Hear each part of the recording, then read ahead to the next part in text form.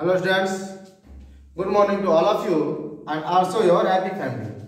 Dear students, once time again I am Akasin for teach you the next part of English grammar, that is translation, that is tense. But before it, I will say to all of you, you are most welcome at my YouTube channel, Expert Education by Akasin. And today the topic will be present indefinite tense. So let's start. अर्थात आज हम लोग जो पढ़ेंगे वो present indefinite tense को पढ़ेंगे। थोड़ा सा प्रेजेंट इंडेफिनिट में कुछ काफी रूल्स हो जाते हैं। अर्थात ये सिर्फ अफर्मेटिव, नेगेटिव और इंटरोगेटिव तक ही सीमित करके नहीं रह जाता है। इसके अलावा और भी कुछ सेंटेंसेस होते हैं, जैसे दो क्रिया लगा हो, जैसे मैं गेंद खेलना चाहता हूँ, इसमें क्रिया नो लगा हो, मैं खेलना जानता हूँ।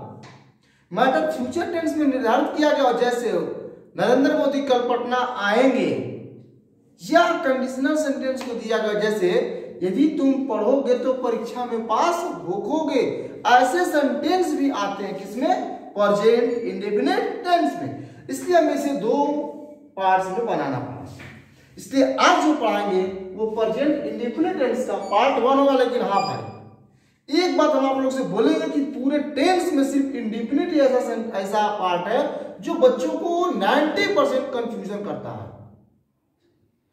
बच्चे इसमें अक्सर कंफ्यूजन होते हैं, अक्सर गलती करते रहते हैं। इसलिए आप थोड़ा सा इस वीडियो को ध्यान से देखिएगा और अंत तक वीडियो देखिएगा। Okay, nice, thank you.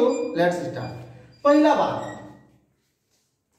हमने कुछ पॉइंट लिखा, यस या यस या नो यस या यस विथ मेन। यह एक ऐसा टेंस है, यह एक ऐसा फॉर्म है प्रेजेंट टेंस का जिसमें मुख्य क्रिया के साथ कभी यस या यस लगाया जाता है और कभी नहीं भी लगाया जाता है। यही बच्चे मार खा जाते हैं। हम बोलेंगे ही, वह जाता है, ही गोज, वो बोलेंगे ही गो। हम बोलेंगे महेश पढ़ता है, महेश रीड्स, वो बोलेगा महेश रीड। या इससे भी चालाक होता है, क्या लगा देता है उसी में? Is and are. जैसे महेश पढ़ता है, महेश इज रीड कर देता है सब। वह गेंद खेलता है, ही इज प्लेबॉल। ऐसा कभी नहीं करना है। अर्थात कुछ पॉइंट्स हमेशा याद रखिए, इसमें यस या यस लगाना है या नहीं लगाना है, और इसमें भूल कर भी इज एंड आर का प्रयोग नहीं करना। हाँ, कुछ स्थिति के अनुसार डू और डज का प्रयोग किया जाता है। ये सारा मैटर्स कब कैसे क्या होगा अब हम लोग क्लियरली पढ़ने का प्रयास करेंगे। इससे संबंधित इसका आपको वॉइस से कुछ अन्य बातें बताने का प्रयास करेंगे। इसलिए आप ध्यान से वीडियो को देखिएगा और एक एक पार्ट को समझते हुए चलिएगा। Okay, nice. पहले सबसे पहले भेंट होता है आइडेंटिफिकेशन, पहचान से। जाहिर सी बात है, हम सबसे पहले किससे का बात करते हैं? पहले पहचान ही करते हैं। ओके, तो पहचान क्या बोलता है? जिस हिंदी वाक्य के मुख्य क्रिया के अंत में ता है, ती है, ते है लगा हो। जैसे वह जाता है, वह पढ़ता है, वह खेलता है, वह दौड़ता है, वह टहलता है, वह रोता है, वह सोता है, वह खेलता है। ये सारा का सारा क्या है? Present indefinite tense. अर्थात अंत में कुछ हो या ना हो, ताते ती जरूर रहेगा। ताते ती, हाँ, है वो है प्रेजेंट है, ताते ती इंडेफिनिट है, वो है प्रेजेंट इंडेफिनिट। एक इसके साथ साथ इस वाक्य से जो मैटर होता है वो किसी हैबिट, किसी आदत का बोध होता है। जैसे वह प्रतिदिन पढ़ता है, मानो उसको प्रतिदिन पढ़ने की आदत है। मेरे पिताजी सुबह में चाय पीते हैं, मानो उनको सुबह में चाय पीने की आदत है। मेरी माँ शाम में सब्जी नहीं बनाती है, मानो शाम में सब्जी बनाने की आदत नहीं है। तो ऐसे सेंटेंसेस में हैबिट, आदत का स्पष्ट होता है। कुछ एग्जांपल करके देखते हैं। जैसे वह गेंद खेलता है, खेलना एक क्रिया है, खेलने में लगा ता है, ती है, ते। वे लोग सुबह में नहीं दौड़ते हैं, ते हैं, ता है, ती है, ते हैं। या क्या तुम मुझको जानते हो? क्या तुम मुझको जानते हो? ता है, ती है, ते। तो अब बोलिए पहचान में कोई दिक्कत? अब प्रेजेंट इंडेफिनिट पहचान कैसा होगा? अब तो हो जाएगा। चलिए, नाइस। आगे हम लोग देखते हैं। बनाने का नियम। इसका अनुवाद कैसे बनेगा, इसका अनुवाद कैसे बनेगा, थोड़ा सा ध्यान से देखिएगा। प्रेजेंट इंडेफिनिट का अनुवाद हम कैसे बनाते हैं, ठीक। चलिए सभी लोग एकदम सकारात्मक सोच के साथ एकदम एंजॉय होकर के पढ़ाई कीजिए। पढ़ाई को कभी बर्डन बोझ लेकर मत कीजिएगा, ठीक। जो भी काम कीजिए मस्ती में कीजिए, एंजॉय होकर कीजिए, तब देखिए आपको काम करने में कितना एंजॉय आता है, ठीक। जैसे आप गेम खेलते हैं, क्रिकेट खेलते हैं, एंजॉय मस्ती में, जस्ट लाइक योर स्टडी। बनाने का स्ट्रक्चर फॉर अफर्मेटिव सेंटेंस, अगर सकारात्मक वाक्य हो तो उसका अनुवाद कैसे करें, पहले समझिए सकारात्मक होता क्या है। हम एक एग्जांपल लिखते हैं, वह गेंद खेलता, हमने सिंपल सेंटेंस लिया, वह गेंद खेलता है। आप बताइए क्या इस सेंटेंस में नहीं है, नॉट का सेंस है, नहीं है। इस सेंटेंस में कोई प्रश्न है, नहीं है। तो ऐसे वाक्य को बोलते हैं प्रेजेंट इंडेफिनिट का अफर्मेटिव या कोई भी टेंस का सकारात्मक वाक्य। अब बोले समझ में आ गया होगा। अगर आपसे सेंटेंस पूछिए क्या वह जाता है, सकारात्मक है, नहीं है क्योंकि इसमें प्रश्न है, वह जाता है, दिस इज द अफर्मेटिव। तो यही है सकारात्मक वाक्य का। तो इसके लिए सबसे पहले सब्जेक्ट अर्थात वह है, तो हम सबसे पहले लिखेंगे ये। उसके बाद ये आप ध्यान दीजिएगा, यहां पर आप इस आर का प्रयोग भूल कर भी मत कीजिएगा, नहीं तो बड़ा दिक्कत हो जाएगा। हम बोल दे रहे भाई, ठीक, तुरंत चालान पड़ जाएगा। क्या हो जाएगा, चालान पड़ जाएगा। कब, इस एम आर बीच में लगाइएगा तब। नो एंट्री ऑफ इस एंड आर। तब तो सर क्या करेंगे, तो सीधे क्रिया को पकड़िए, जो मेन वर्ब है, जो प्ले खेलना, इसको पकड़िए। चल दवा कहां घूम रहा है, चलो इधर लॉकडाउन लगा हुआ है, अर्थात हम क्या लिखेंगे, ही प्ले लिखेंगे। अब आपके दिमाग में ये भी नहीं क्वेश्चन करोगे, ठीक है सर आप ईच एंड आर को तो मतलब का हटा दिए कि चलो भाई जाओ, लेकिन सर इसके बदले में हम डू या डज तो लगा सकते हैं, इसके बदले में हम डू या डज तो लगा सकते हैं ना। तो आप इसको भी एंट्री नहीं दे सकते हैं। आप किसी भी परिस्थिति में डू या डज का भी एंट्री नहीं दे सकते हैं। क्यों कि प्रेजेंट इंडेफिनिट अगर अफर्मेटिव हो तो खुदा कसम किसी भी सहायक क्रिया का प्रयोग नहीं होता है। अगर प्रेजेंट इंडेफिनिट का सकारात्मक हो तो उसमें कुछ सहायक क्रिया नहीं लगाना है, ना तो इज एम आर और ना तो डू या डज। बोले हमारी बात समझ में क्या करना चाह रहे हैं। अर्थात जो प्रेजेंट इंडेफिनिट का अफर्मेटिव है ये छुट्टा, फ्री, कोई सहायक क्रिया नहीं। ये पूरे सेंटेंस में, पूरे टेंस में सिर्फ प्रेजेंट इंडेफिनिट का एक ऐसा पार्ट होता है जिसमें सहायक क्रिया का प्रयोग नहीं किया जाता, वो अफर्मेटिव हो। अर्थात सिर्फ होगा ही प्ले, क्या होगा, ही प्ले। लेकिन अब आप कहिएगा कि नहीं सर आप लोगों ने गलती बनाया है। हम बेशक गलती बनाए हैं, सही करते हैं, क्या होगा, ये जो सेंटेंस है गलत है, सही करने के लिए हमने यहां पर एक नियम का सहारा लिया। जब क्रिया में कुछ नहीं जोड़ते हैं, अर्थात इसमें लिखा है क्रिया का पहला रूप या क्रिया का पांचवा रूप, या तो हम प्ले लिखेंगे या तो हम प्लेस लिखेंगे। हम ये दोनों ऑप्शन को लेकर के चलेंगे, या तो प्ले या तो प्लेस। उसके बाद बॉल, ये तो हम लोग समझ आया। अब कहें कि सर ठीक है, इतना तो हम लोग समझ गए कि स्ट्रक्चर क्रिया सब्जेक्ट प्लस V1 या V5 प्लस ऑब्जेक्ट, इसमें अदर वर्ड नहीं था, ऑब्जेक्ट, सब हम लोग समझ गए। सर थोड़ा सा हम लोग को बता दीजिए कि कब V1 होता क्या है और V5 होता क्या है, कब V1 को लिखेंगे और कब V5 को लिखेंगे। तो इसके लिए आपको कुछ नहीं करना है, थोड़ा सा दिमाग का बत्ती चलाइए और नियम को फॉलो कीजिए और देखिए बात क्या कह रहे हैं। आपको पता है क्रिया का 5 रूप होता है, V1, V2, V3, V4 और V5। आप V2 समझते हैं, V3 भी समझते हैं, V4 भी समझते हैं, मतलब क्रिया में ING। V5 का मतलब भी होता है कि जब क्रिया में यस या यस को जोड़ते हैं तो उसे V5 बोलते हैं। जब क्रिया में यस या यस जोड़ते हैं तो उसे क्या बोलते हैं, V5। अर्थात गो में हमने क्या बनाया, गोस, प्ले में हमने क्या लिखा, प्लेस, प्लेस का स्पेलिंग होगा PLAYS, क्योंकि नियम बोलता है कि अगर वाई के पहले कोई वॉवेल हो तो सिर्फ यस जोड़ते हैं। जैसे टॉय, टॉय का प्लूरल होगा ट्वाइस। क्या होगा? ट्वाइस।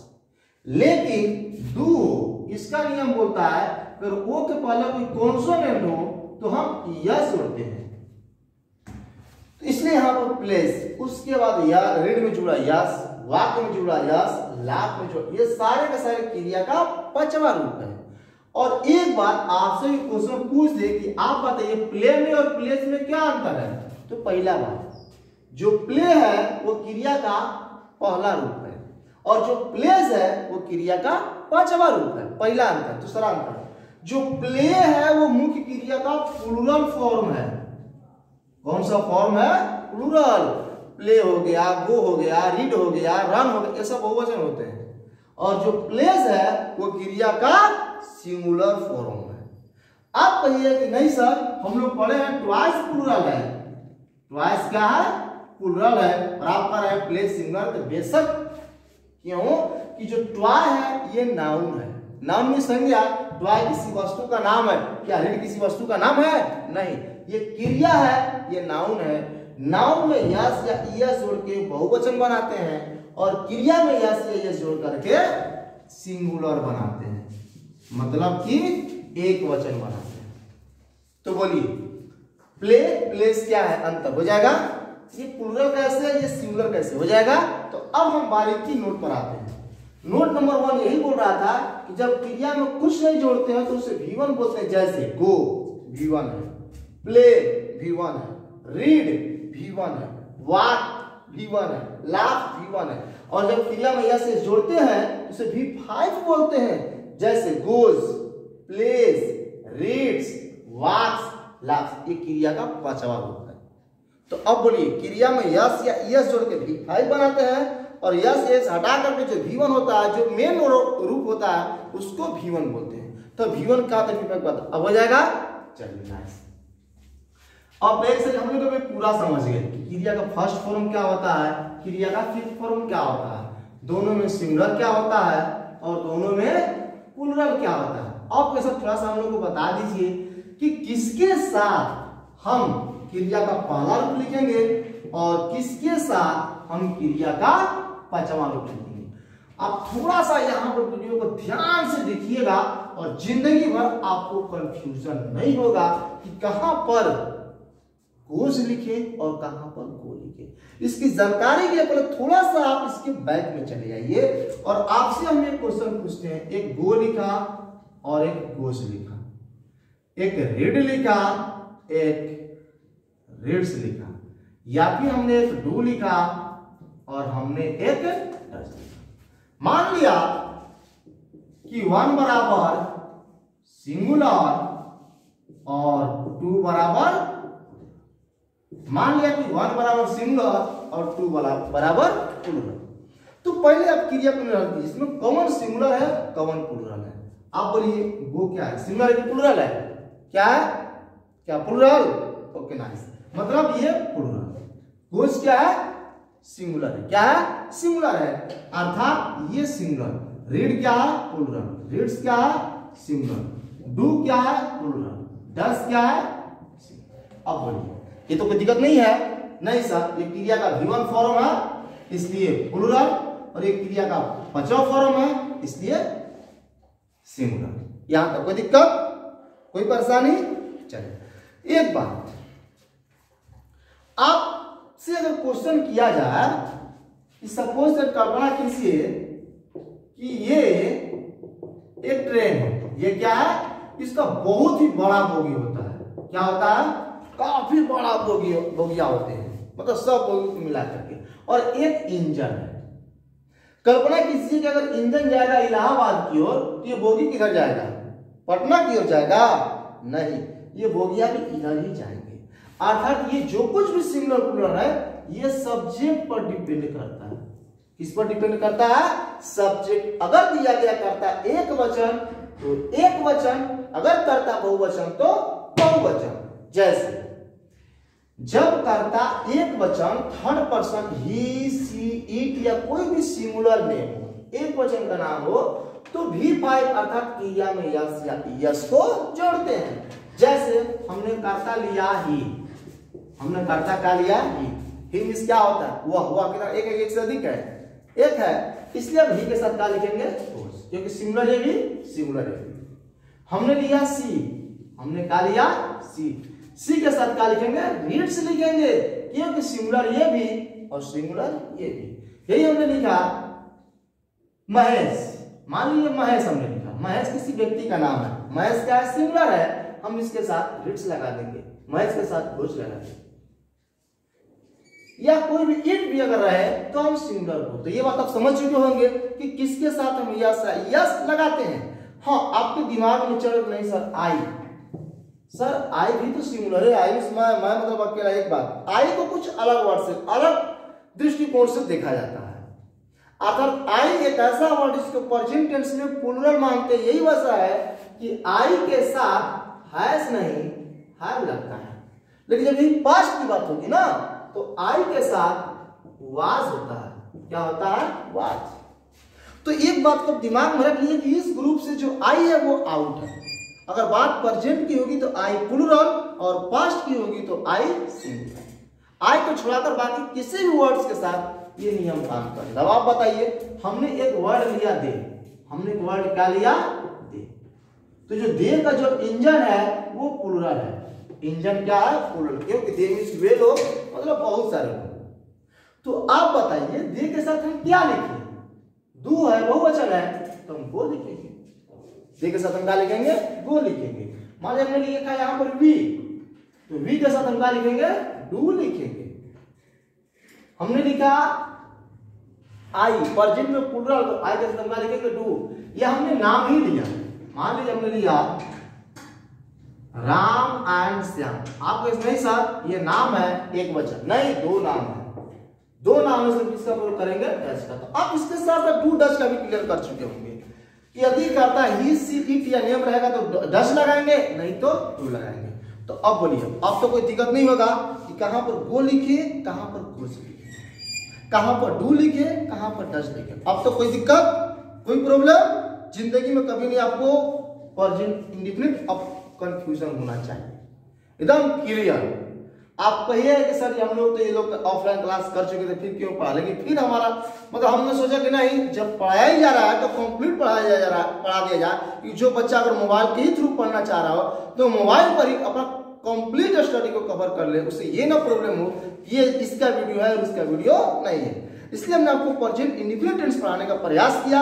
इसका पार्ट 2 पढ़ाएंगे, फिर प्रेजेंट कंटिन्यूअस पढ़ाएंगे, उसके बाद पास्ट तक पूरा वीडियो क्लियर, उसके बाद हम किताब की ओर एंट्री मारेंगे। इसलिए जो भी पढ़िए फ्रेश और क्लियर पढ़ते चले। ठीक, अब चलिए हम कुछ एग्जांपल्स करके देखते हैं।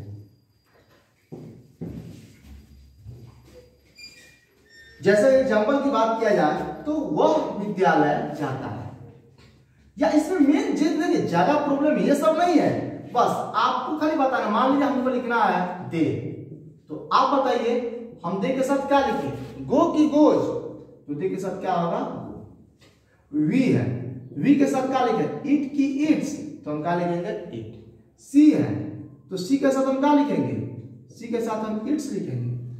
राधिका, राधिका कोई लड़की का नाम है, राधिका है तो हम इसमें क्या लिखेंगे डच लिखेंगे, राधिका डच लिखेंगे।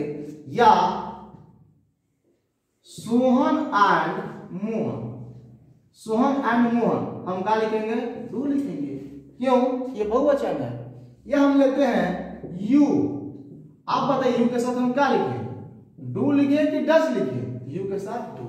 या यू के साथ हम क्या लिखें इट लिखे कि इट्स लिखे, तो हम क्या लिखेंगे इट लिखे। हाँ, एक वर्ड आई को याद रखिए, आई के साथ डू लिखेंगे या आई के साथ भी इट लिखेंगे। तो अब तो कोई कंफ्यूजन नहीं होगा, कोई दिक्कत नहीं।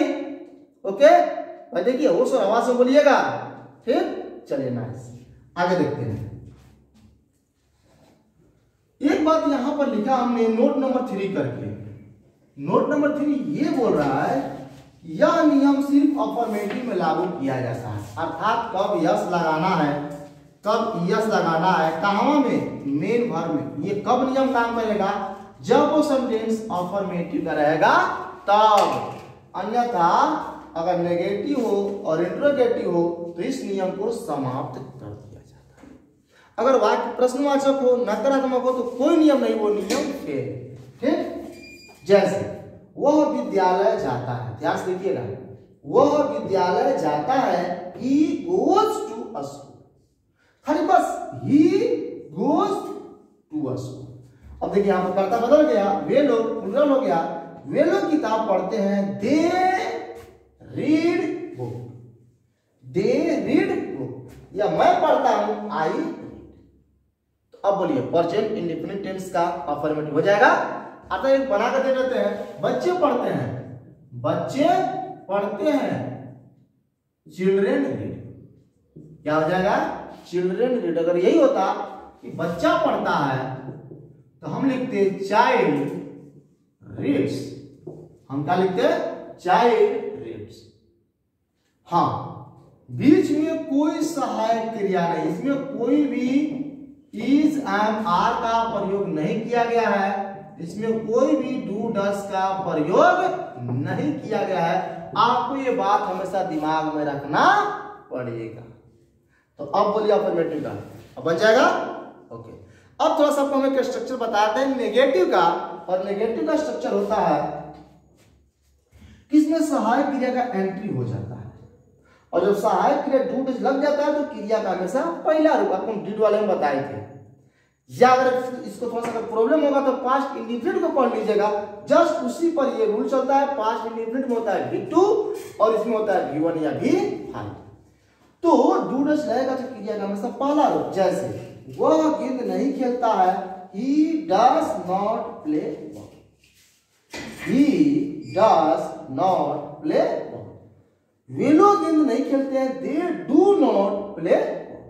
यहां पर डस, यहां पर डू, नेगेटिव होने की वजह से सहायक क्रिया को लगाया गया, बाकी बात जस का जस। या कोई एग्जांपल पूछ दे कि वे लोग प्रतिदिन किताब नहीं पढ़ते हैं, वे लोग प्रतिदिन किताब नहीं पढ़ते हैं, तो हम बना लेंगे they do not read book daily.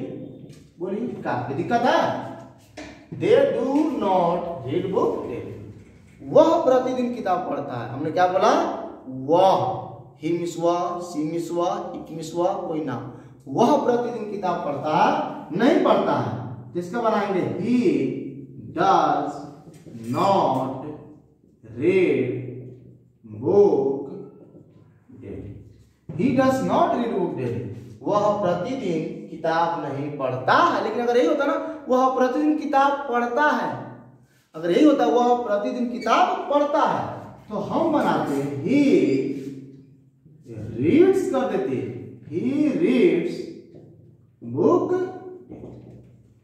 he reads book daily, वह प्रतिदिन किताब पढ़ता। अगर यही होता वे लोग प्रतिदिन किताब पढ़ते हैं, क्या होता, वे लोग प्रतिदिन किताब पढ़ते हैं, तो हम बनाते they read book। देखिए यही आपको बस समझना है, दे डू नॉट क्योंकि नॉट लगा है, ही डज नॉट क्योंकि नॉट लगा है, इसमें कोई सहायक क्रिया नहीं, कोई डू डज नहीं, यहाँ पर इट्स, यहाँ पर इट। तो अब हम ये उम्मीद रखते हैं कि अगर ध्यान से आप इस वीडियो को देखें तो आपको पूरा बात समझ में आ चुका होगा। यहाँ पर साइड से लिखा हुआ है कि अगर कर्ता ही हो, सी हो, इट हो, और कोई भी सिंगुलर नाउन हो तो हम डज लगाते हैं। क्या लगाते हैं, डज, जैसे। परंतु अगर कोई भी कर्ता आई, वी, यू, दे या कोई भी प्लुरल नाउन हो तो हम डू लिखते हैं, जैसे दे के शब्द हमने क्या लगाया। तो अब बोलिए, अब आपसे अगर पूछेंगे कि प्रेजेंट इंडेफिनिट टेंस का आइडेंटिफिकेशन क्या होता है, ताते ती प्लस आय में हो जाएगा पहचान। इसका अनुवाद कैसे बनता है, अफर्मेटिव में यस या यस कब लगाते हैं और कब नहीं लगाते हैं, इसमें क्यों इस, एम, आर या डू डैश का प्रयोग नहीं करते हैं, हो जाएगा।